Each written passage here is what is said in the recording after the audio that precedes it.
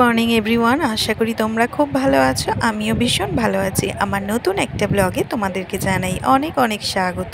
সোমবার সারাটা দিন কি করছি না করছি সবটাই তোমাদের সাথে শেয়ার করতে থাকবো। তো পুরো ভিডিওটা দেখতে থাকো, আশা করি ভালো লাগবে। আজ সোমবার মানেই হচ্ছে ব্যস্ততম দিন।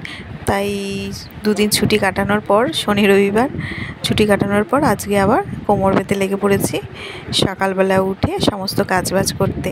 আসলে দুটো দিন ছুটি থাকে, তো তারপরে সোমবার দিনটা আসলে পরে একটু কষ্ট হয় ঠিকই, মানে দুদিন ছুটি কাটানো, একটু দেরি করে ঘুম থেকে ওঠা, আর সোমবার আসলে মনে হয় কি আবার সেই তাড়াতাড়ি ঘুম থেকে উঠে সমস্ত কিছু করতে হবে, এই চিন্তাটা হয় আর কি। তবে সমস্ত কিছু হয়ে যায়, ওই শুধু একটু মাথার মধ্যে ঘোরাফেরা করে কাজবাজের কথা, আর কিছুই নয়।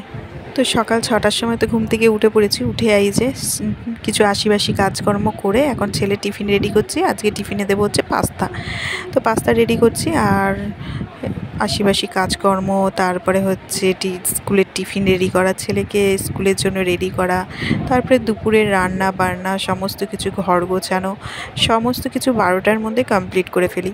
আর সেটাই তোমাদের সাথে পুরোটা শেয়ার করতে থাকবো। আর জানো তো, আমার সময়ের কাজ সময় করতেই বেশি ভালো লাগে।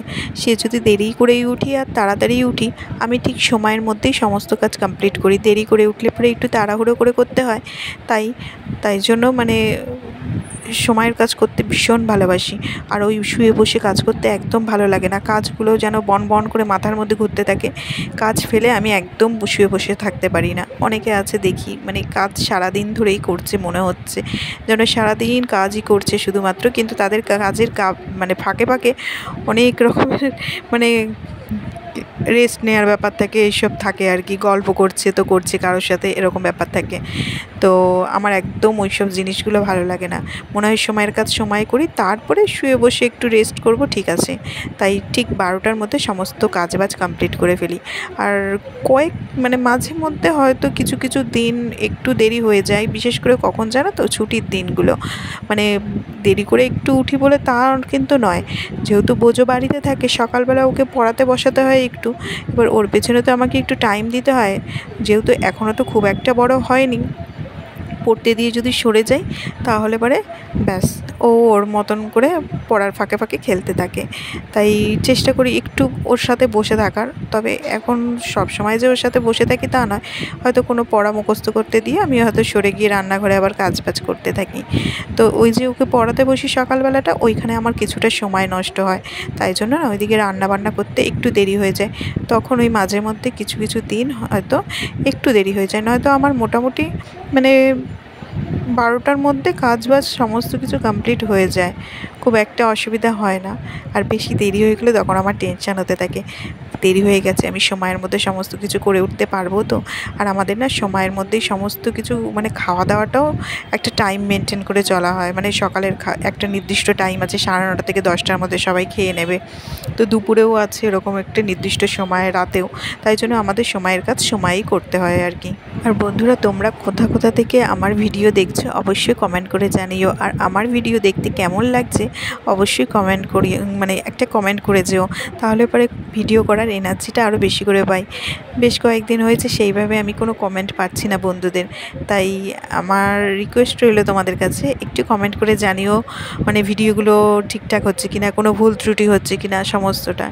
তো দেখো, এদিকে সমস্ত কাজবাজ তো করলাম, মানে নিচের ঘরে সমস্ত কাজবাজ, ঘর গোছানো সমস্ত কিছু করে জামা কাপড়গুলো কাচাকুচি করে চলে আসলাম ছাদে মেলতে। আর ওয়েদার তো একদম ঝাঁ চকচকে আছে, কোনো অসুবিধা নেই, জামা কাপড় বেশ শুকিয়ে যাচ্ছে। মানে এই যে এবার ভাদ্র মাস আসবে আর খটখটে সেই একদম কাঠফাটা রোদ, ভীষণ কষ্ট হয়। অতিরিক্ত রোদ থাকলে পরে না এই ছাদে এসে জামা কাপড়গুলো মেলতে এত বেশি কষ্ট হয়, মানে বিরক্ত লাগে। মনে হয় কি কতক্ষণে জামা কাপড়গুলো মেলে ছাদ থেকে পালাবো বাপু, আর ভালো লাগে না। আবার শীতকালে এর উল্টোটা হয়, তখন মনে হয় কি না আস্তে আস্তে জামা কাপড়গুলো মেলি। বেশ ভালো লাগছে, গায়ে রোদটা এই হয় আর কি। আর দেখো তোমাদের সাথে গল্প করতে করতে আমার ওদিকে জামা কাপড়গুলো সব মেলা হয়ে গেছে। আর চলে আসলাম উপরের ঘরে। উপরের ঘরটা এবার গুছিয়ে নেব। গুছিয়ে নিয়ে তারপরে ব্রেকফাস্ট রেডি করতে হবে। তো বড়মশাইকে বললাম যে কি খাবে, বললো যে রুটি করতে। আর আম তো এখনও নিয়ে আসছে, মানে বাজারে মোটামুটি যতদিন আম পাওয়া যাবে, সে দাম বেশি হোক আর যাই হোক, আম সে নিয়ে আসবে। এত বেশি আম খেতে ভালোবাসে, মানে আমি সত্যি ভাবি যে এত আম খেতে কেউ ভালোবাসে, মানে কি বলবো আর, মানে প্রচণ্ড আম খেতে ভালোবাসে। তাই বাজারে যতদিন আম পাবে ততদিন এই পাকা আম নিয়ে আসবে। তো আম থাকলে রুটি খাওয়ার খুব একটা ঝামেলা থাকে না, কিছু একটা তরকারি করে দিলে পরেই হয়ে যায় তার সাথে। তো এই ঘরের কাজবাজ সমস্ত কিছু করে তারপরে যাব হচ্ছে জলখাবার রেডি করতে। সেইগুলো সব সময়ের মধ্যে হয়ে যাবে। হয়ে গেলে পরে আবারও রান্নাঘরে দুপুরে রান্নাবান্না নিয়ে আর খাওয়া নিয়ে দেখবে একটা খুব চিন্তা থাকে, কি যে রান্না করব। 3 বেলা রান্না করার যে একটা চাপ থাকে, মানে সবারই মোটামুটি বাড়িতে, যে কি রান্না হবে, মানে মাথা খাটিয়ে বের করতে হয় কি যে রান্না হবে আর কি হবে, মানে কি রান্না করে খেতে দেবো, কে কোন জিনিসটা ভালোবাসে সেই বুঝে রান্না বান্না করতে হয়। সমস্তটা চিন্তা ভাবনা করে যেন মাথা থেকে বের করতে হয়। আর যে কোনো কাজ দেখবে সংসারের, সেই তো একই কাজ, এটার তো আর আলাদাভাবে চিন্তা করার কোনো ব্যাপার থাকে না, কিন্তু এই রান্না বান্না নিয়েই একটা চিন্তা করার ব্যাপার। মানে কি যে বলবো, আমার মতন আশা করি তোমাদেরও এরকম হয়, অবশ্যই কমেন্ট করে জানিও কিন্তু। তবে আজকে বড়মশাইকে বললাম বাজারে আর যেতে হবে না, ছেলেকে স্কুলে দিয়ে চলে এসে আবার দোকানে ঢুকে গেছে। নয়তো স্কুলে দিয়ে এসে তারপরে আবার দোকান, মানে বাজারে যেত, তারপরে বাজার থেকে এসে আবার দোকানে যাওয়া, তো এইসব করতে হতো।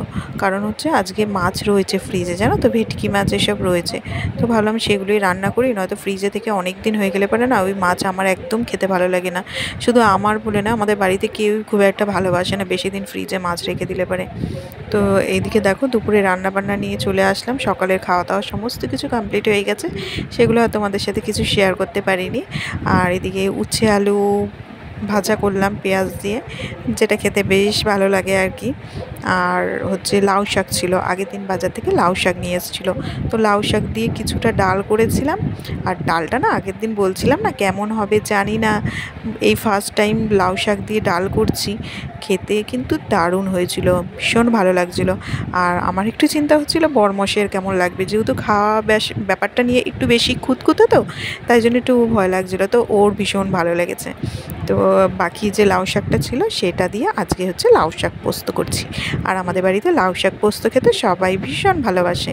আর আজকে হচ্ছে শাশুড়ি মা ভাত খাবে না, আজকে লাস্ট সোমবার শ্রাবণ মাসে, তো লাস্ট সোমবারে উপোস করছেন, মানে প্রথম সোমবার করে আর লাস্ট সোমবার করে। তো আজকে উপোস করবে উনি, আর খাওয়া মানে ভাত খাবে না, এমনি সাবু ফল এইসব খাবে। তো আমাদের মানে 4 জনের জন্য রান্নাবান্না করছি আর কি। তো ওদিকে উচ্ছে আলু ভাজা, তারপরে হচ্ছে লাউ শাক পোস্ত, এসব তো হয়ে গেছে। এবার একটু চাটনি করে নিচ্ছি, আমের চাটনি। আমের চাটনিটা হয়ে গেলে পরে তারপরে মাছটা করব, তাহলেই রান্নাবান্না হয়ে যায় আর কি। ওদিকে মানে সময়ের মধ্যে সমস্ত কিছু হয়ে গেলে পরে কী হয় বলো তো, একটু কিছুক্ষণ বসে থাকতে থাকতে তারপরে বোঝো স্কুল থেকে আসে, ওকে স্নান করানো, এইসবগুলো করতে হয়, ওর পেছনে কিছুটা সময় দিতে হয়। তারপরে খেতে দেয়া সবাইকে, সেই সব থালা বাসনগুলো মাজা, মানে সারাদিনই বলতে পারো গৃহবধূদের কাজ আর কাজ, হয়তো তার ফাঁকে একটু বসার সময় পায়, নয়তো সারাদিনই মোটামুটি কাজ আর কাজ থাকে, এটা নয় ওটা, সেটা নয় ওটা, এটা তো হতেই থাকে। আর এদিকে দেখো মাছের ঝালটাও হয়ে গেছে, এদিকে মাছগুলো দিয়ে একটু ফুটিয়ে নিয়ে তারপরে নামিয়ে নেব। আর এদিকে দেখো মাছের ঝালটা কিন্তু আমার হয়ে গেছে, যে দারুণ কালারটা হয়েছে, আর খেতেও আশা করি ভালো হবে। তো চলো আজকের মতো ভিডিওটা এখানেই শেষ করছি। যদি ভালো লেগে থাকে অবশ্যই লাইক শেয়ার অ্যান্ড সাবস্ক্রাইব করে দিও। আর ভিডিওটা কেমন লাগলো অবশ্যই একটা কমেন্ট করে জানিও, তোমাদের কমেন্ট করতে আমার ভীষণ ভীষণ ভীষণ ভালো লাগে। তাহলে আবারও ফিরে আসছি নতুন কোনো ব্লগের সঙ্গে, ততক্ষণের জন্য টাটা, বাই বাই।